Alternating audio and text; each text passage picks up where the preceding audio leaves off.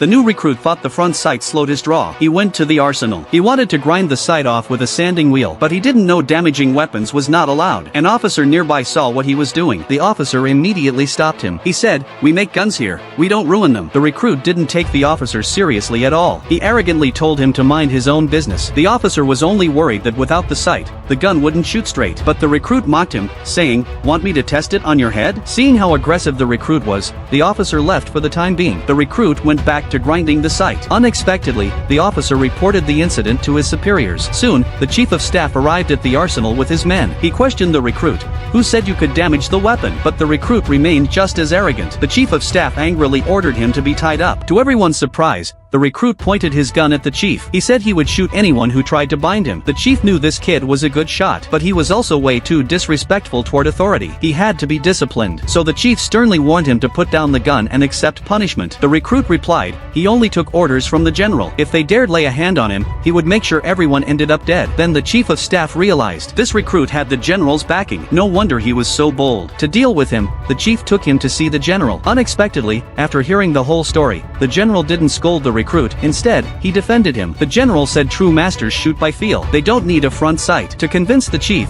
the general casually tossed 2 tea eggs into the air. The recruit instantly raised his gun and fired. The eggshells shattered mid-air. Everyone present was stunned. They all applauded. Although the chief wasn't convinced inwardly, he had nothing to say. And this recruit wasn't just a great shooter. He was also highly skilled in combat. That very night, he stealthily climbed the enemy's wall under cover of darkness. He quickly took out the patrolling guard. His teammates rushed in as soon as they got the signal. The unprepared enemy forces were overwhelmed. The recruit wielded 2 guns, firing left and right. Enemy soldiers charging at him fell one after another. After a fierce battle, the soldiers successfully wiped out over 10,000 enemy troops and captured enemy officers alive. This battle made the young man famous overnight. He became a great hero in everyone's eyes.